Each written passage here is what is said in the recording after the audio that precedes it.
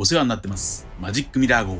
どうも、ワンピースの謎と仮面 YouTuber、ゆうてなんぼのゆうでろんです。ありがとうございます。いいね。チャンネル登録してね。今回は週刊少年ジャンプ2024年45号、ワンピース最新話1128話、RPG を考察していきます。一緒に考えていきましょう。よろしくお願いします。1126話から始まったエルバフ編。1126話、1127話の考察では、ルフィたちがたどり着いた謎の国について考えましたが、早くもその謎の国の考察の答え合わせが1128話で確認できます。まずは2週間前、1128話の予想を振り返りましょう。こちらです。1128話の類似話数は、28話、128話、1028話です。28話は三日月、語呂合わせはジア、三日月をバックに黒が正体を表した夜、そしてウソップが撒いた油によって坂を登れないゾロ。いきなり自爆していますが、ここと繋がるなら1128話では、ルフィたちは自分たちの撒いた種で自爆しそうです。次に128話は誇り、語呂合わせは意地っ張り。どちらが倒した獲物が大きいか。次に1028話はブラキオジャウルス。語呂合わせはデンジャー。そしてデルジャー。ヘビが出た。ここと繋がるなら1128話で早くも世界中ユグドラ州に住むという世界ヘビヨルムンガンドが登場するのか。そんな1128話の話数の語呂合わせ予想はいいには、はい、1128話の予想はまあまあいい感じでしょう。28話でルフィたちは自爆しており、さらに1028話でもクイーンが自爆していますが、この1128話でもルフィが鏡にぶつかって自爆しています。そして予想通り北欧神話の大ヘビヨルムンガンドに似た大ヘビヒルムンガルドが登場しました。ヨルムンガルドが夜、ヒルムンガルドが昼。そしてさらに1126話の動画ではこのようにも考えました。こちらです。とにかく2年前こちらの動画ではエルバフと北欧神話、そしてドラゴンクエスト、さらに地底の世界についても考えました。戸田先生が生涯で最も遊んだというドラゴンクエストはエルバフと同じ北欧神話がモチーフですから、 RPG 要素や小人の要素、さらにおもちゃになったような雰囲気でエルバフ編は進んでいくかもしれません。はい、そしてこの1128話のタイトルは RPG。2年前に考えたエルバフ編イコール RPG の考察はこの1128話で的中しています。1128話の扉絵にもドラゴンが登場しています。さらに小人、おもちゃになった雰囲気だとも考察しましたから、これも合致しています。1128話でチョッパーはおもちゃの人形のように扱われています。またこちらの動画ではレゴブロックの世界は神の国だろうとも考えました。そして1128話で謎の世界とは神々の国と呼ばれています。ただしその神の国の場所とはエルバフの村の上の階層上層部にあると考えましたが、こちらは外れました。謎の国はジオラマ、箱庭の空間でした。これが1128話の話数の語呂合わせ1つ目。いいには、こちらは語呂合わせ予想のみ的中しています。箱庭とは日本の江戸時代に流行ったミニチュアのジオラマを作る遊びです。この箱庭説はコメント欄、カズヒエロさんが指摘していました。そう、箱庭とはまさに魚人島リトルガーデン。巨人たちにとってまるでこの島は小さな庭のようだ。小さな庭、リトルガーデンと1128話、いい庭の箱庭につながりました。さらに、念のため、箱庭を語呂合わせしてみると、箱庭の語呂合わせは、箱庭。852話、扉絵は、トナカイのチョッパーの肖像画1128話に登場したトナカイの太陽神とはもしかして、可愛いのか。そんなチョッパーことトナカイについては、こちらの動画で、空島編とエルバフ編の表裏一体から、トナカイとは生贄ポジションだと考察しました。こちらです。つまり、ビッグステイン上にいるルフィたちは、生贄なのか、いや、生贄にされているのは姿が見えないチョッパーか、400年前、生贄にされそうになっていた娘は、ムースという名前の女の子で、ムースとは鹿の名前です。古代より鹿は生贄として捧げられてきました。ちなみにカリブーも鹿の名前ですから、黒ひげへの生贄か。トナカイも鹿の一種ですから、チョッパーも生贄ポジションです。サンジ曰くチョッパーは非常食。デイビーバックファイト編でもチョッパーは生贄ポジションでした。そして空島の生贄の祭壇でもチョッパーは一人ぼっちになり、まるで生贄として捧げられたかのようでしたが、そんな生贄の祭壇では400年前、太陽の神を信仰していました。そして1127話では新たに太陽神様という名前が登場しています。つまり400年前のジャヤと同じく太陽神様に捧げる生贄としてルフィたちはさらわれたのか。いや、そうではなく、ルフィもまた太陽神ですから、おそらくルフィたちは試されているのか。はい、そして1128話でトナカイのチョッパーは一人で太陽神に捕まり、首輪をつけられて拘束されていましたから、生贄ポジションです。空島編のジャヤの生贄の祭壇に太陽の神へ捧げられたムース、鹿とチョッパーのトナカイ、そしてエルバフ編でも太陽神へ鹿、トナカイが捧げられている。さらに太陽神はトナカイのドクロをかぶっている。それは太陽の神に捧げられたトナカイの生贄のイメージ。それではさらに話数の理論を固めていきましょう。28話では黒猫海賊団との戦闘に恐れを抱いているウソップ。一方1128話では化け猫に食われてパニックになるウソップ。次に128話では巨人たちが仮勝負を思い出している。一方1128話では北欧デンマーク発祥の神、狩猟の神と呼ばれているケルヌンノスみたいな太陽神が登場。ケルヌンノスとは鹿の角と蛇を手に持っている動物の王の神です。1128話の太陽神は蛇とカラスを従えています。ちなみにドクロガラスの名前はムギン。これは北欧神話の戦いの神オーディンに仕えている2羽の渡りガラスフギンとムニンがモチーフか。また北欧神話にはエイクスルニルという鹿もいます。エイクスルニルの語源は空が割れた。1128話では周りを囲む鏡が割れて空が割れたと表現されています。つまり北欧の鹿の神ケルヌンノスとエイクスルニルの掛け合わせのイメージか。いや、しかし謎の太陽の神の一人称は拙者ですから、日本、つまり和の国も関連がありそう。もしもそうであれば、日本の太陽神アマテラスの使いとも言われる鹿の神アメノ角のイメージもあるのかもしれません。北欧の鹿の神ケルヌンノス、北欧神話のエイクスルニル、日本神話のアメノ角、3つの鹿の神の掛け合わせ、それが謎の太陽神のモチーフでしょうか。話を話数の理論に戻しましょう。さらに128話では巨大金魚島食いのせいで島を出られないルフィ。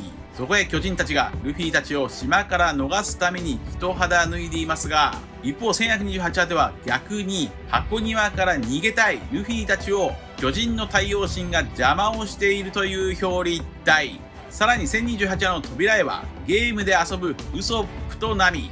一方1128話のタイトルは RPG ロールプレイングゲーム。以上が話数の理論の追加一つなぎです。続いて本編の考察を行いましょう。謎の王国を不思議に思うルフィたち。ウソップは服のサイズからここがエルバフではないと気づきます。これは他の方も考察していました。さらにナミも風が吹いていないことに気づいています。つまり戦闘バカ3人だけでは世界の仕組みには気づけない。ウソップとナミの重要度がここでわかります。そんな謎の世界の道でばったり出会ったのはバッタに乗ったライダーです。虫嫌いのサンジとナミは後ろへ引き下がる。これも空島編のジャヤで見たシーンと同じです。ちなみにバッタに乗るライダーとはいわば仮面ライダーでしょうか。仮面ライダーのデザインはバッタから着想されています。そんなバッタライダーのおっさんはここが神々の国だと言いますが、おっさんはバッタに乗っているので、それはバッタモンの神々の国です。バッタモンとは日本語で偽物という意味です。偽物の神々の国、バッタモンの国です。そしてもちろんこのバッタライダーは昆虫に乗っていた小人族トンタッタにもつながる。トンタッタの国のウソップは大人間でしたが、1128話では小人のような扱いです。表裏一体。そしてここでバッタライダーは耳神のウサギが焼死したと言いますが、これはルフィたちが食べてしまっていますから口笛を吹いてごまかしています。これが1128話の話数の語呂合わせ2つ目。人々笛、人々笛。8は8の絵と読みます。口笛を吹いてごまかすルフィたち。ここでバッタライダーは太陽神の神殿には近づくなと言い、そこには神殿を守る凶暴な兵がいると言いますが、これを聞いたルフィはワクワクしてすぐさま走り出す。しかしなんとルフィは目の前から走ってきた自分と衝突してしまう。そこには鏡の壁があり、激突して自爆するルフィ。空間にひびが入って割れました。これが1128話の話数の語呂合わせ3つ目。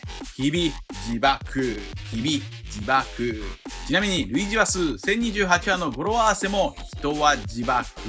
ルフィはここで自分の姿とぶつかっていますが、ルフィとは太陽の神ミカであり、そしてこの後ルフィはもう一人の太陽神と衝突しますから、この辺りの表現、暗喩が絶妙です。そしてひび割れた鏡の向こうは巨大な部屋だった。ルフィたちがいたのは金網と鏡に囲まれた箱庭の世界。その外の世界の部屋には巨大な裁縫とミシンがあり、巨人からすれば小さいミニチュアの衣装が作られているようです。そのテーブルの上には囚われたチョッパーがいます。やはり2週間前に考えたようにチョッパーは生贄ポジション。そして外側から箱庭の世界を見てみると、なんと透けて見える。これはつまり逆マジックミラー号。中から見たら鏡で見えないが、外からは丸見えの世界、スケスケの世界。この1128話の1コマ目でサンジは自分の夢について語っていますが、サンジの夢とはもちろんエッチなスケスケの世界です。この辺のつながりも絶妙です。とにかく逆マジックミラー号のような箱庭の世界、そしてそれが置いてある部屋はまるで魔女の部屋みたい。魔女。ここでまた2週間前の動画を振り返りましょう。こちらです。次にルフィたちがいるお城、ビッグステイン城も考えました。そしてステインとはそのままカタカナ読みで検索すると、ステイン、汚れやシミという意味ですが、それでは意味不明です。おそらくステイン、汚れではなく、シュタイン、石という意味でしょう。そしてシュタインとは石、墓石、宝石のことです。シュタイン城。シュタイン城といえばノイシュバンシュタイン城です。ノイシュバンシュタイン城はドラム王国の城のモデルでしたが、このビッグステイン城ともリンクするかもしれません。なぜならノイシュバンシュタイン城とは眠れる森の美女のモデルとなったお城だからです。1127話には少しだけ眠れる森の美女を感じます。眠りから目覚めた美女、ナミを攻撃してきたのが針で攻撃するミツバチ兵やハリネズミだったからです。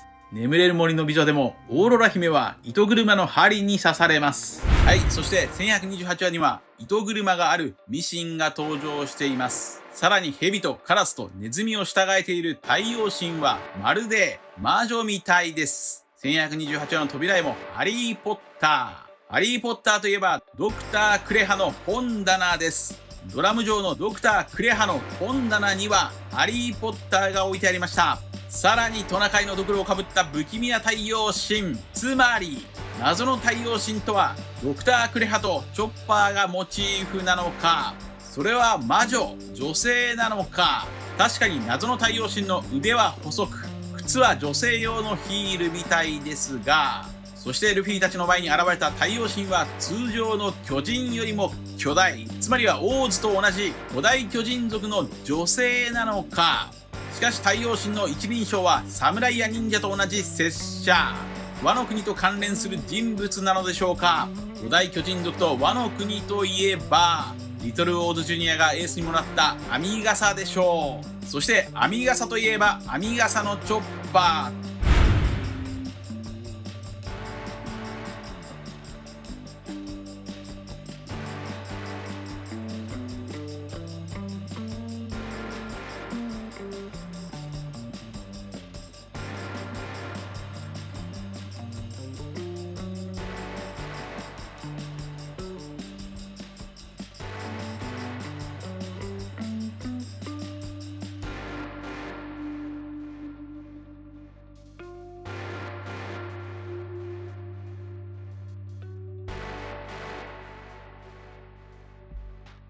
かなり複雑な設定ですが、話を魔女に戻しましょう。魔女と呼ばれたドクタークレハとはマスターオブ医者でしたから、太陽神も医者なのでしょうか。いや、太陽神は箱庭の世界を作って何かの社会実験をしているかのようです。そしてその雰囲気は医者というよりも魔女であり、魔女というよりも錬金術師や学者でしょうか。錬金術で合成樹脂のブロックを生成しているのか。さらにまだあります。この謎の太陽神はやはりイム様のヒントキャラでもあるのか。僕の YouTube を4年前から見ているレアな人ならおなじみの考察。イム様のヒントキャライコールドクタークレハトチョッパー。この考察はこちらです。イム様イコールイム様説を提唱したいです。ドクタークレハが登場したコミックス16巻、これもイムであり、ドクタークレハの弟子であるチョッパーはトナカイですが、トナカイの和名は純六といい、これもつまりは16イムなのです。トナカイイコール純六イコール16イコールイム、つまりトナカイのドクロをかぶった謎の太陽神はイム様のヒントキャラなのかもしれません。そのように考えていくと、イム様を表す惑星とはもしかすると太陽なのか。五老星たちのイメージは月火水木金土。すると残されているのは日曜日、つまり太陽。つまりイム様は太陽のイメージか。しかし太陽は太陽でも普通の太陽ではない。それは黒い太陽のイメージでしょうか。黒い太陽とは錬金術のシンボルであり、ナチスのイメージとしても使われています。さらに黒い太陽は悪魔崇拝のシンボルとしても使われている。そんな黒い太陽が知られるようになったのは、ドイツレベルスブルク城にあるこの部屋のシンボル。それは五老星たちがいつもいる部屋に似ている。やはりイム様とは黒い太陽のイメージなのか、白い太陽のニカ VS 黒い太陽のイムか。これが最終戦争か。話を本編の考察に戻しましょう。ヒルムンガルドを倒したルフィはギアフィフスニカを発動させていますが、ここでニカは着ている兜や鎧を自分と一体化させています。なぜこんなことができるのか。それはもちろんニカとは2年前に考察したように、液体流動体のゴムの樹脂の幻獣だからでしょう。兜や鎧も自分の体も流動体のゴムの樹脂に変化させて、そして一体化できる。それがゴムの木の樹脂の幻獣、太陽の神ニカか。ちなみに謎の太陽神は合成樹脂でブロックを作っています。とにかくルフィはヒルムンガルドを倒し、箱庭の世界から脱出するために猫の王イスカットを殴って従います。これが1128話の話数の語呂合わせ4つ目。ひどいにゃ。ひどいにゃー。ちなみにイスカットとはイズキャット。英語で私は猫という意味と、北欧の言葉でイスカットとは試す、調査するという意味ですから、やはり謎の太陽神は箱庭で社会実験をしていそう。ここで泥棒猫の波は箱庭の世界の地図を入手します。その地図によれば反対側にも鏡があり、その鏡を割れば外へ出られると考えて一直線に走り出します。そんなまっすぐ一直線に走る猫とルフィたちを謎の太陽神は箱庭の世界に入ってきて追いかけてきます。また神々の世界の中央にある世界樹ユグドラ州の役割も気になるところです。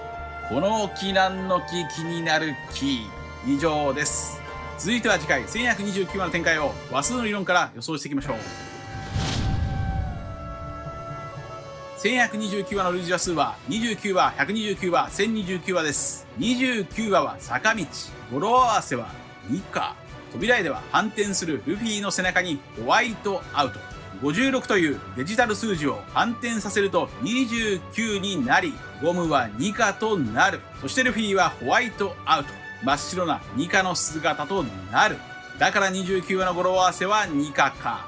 9をかと読むルールは、小田先生が設定したカバジの誕生日9月8日、カバから読み取れます。するとこの29話と1129話がつながるなら、1129話は太陽の神ニカの話なのか。次に129話はまっすぐ。語呂合わせは衣服。衣服とは恐れや不徳のもとに驚き従うという意味です。ルフィたちはドリーとプロギンに従いまっすぐ進みます。こことつながるなら引き続き1129話でルフィたちは猫と一緒にまっすぐ道を進んでいき、おそらく反対側の鏡を割りそうです。次に1029話はタワー。語呂合わせは受肉。受肉とは神が人の形を借りて現れることで、1029話ではキッドの魂が入っているホーキンスの能力そのものが受肉でしょう。ちなみに太陽の神ニカも神が人々の身を借りて現れた姿か。そしてこことつながるなら1129話も神が人の形を借りて現れることを意味する受肉のイメージか。そんな1129話の語呂合わせも予想しましょう。いい肉。神が人の形を借りて現れることを意味する受肉や、また肉とは生贄ですから、ルフィたちとは神への生贄なのか。言いにくい秘密があるのか。人ニカ。やはり1129話では謎の太陽神から太陽の神ニカの話が語られるのか。以上です。皆さんはどう思われましたか。ありがとうございました。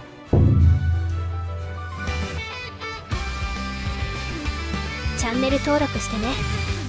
謎を解く鍵はより一体語呂合わせ、最強は数の理論に滑り倒すダジャレと音痴な私の考察には敵が多すぎる。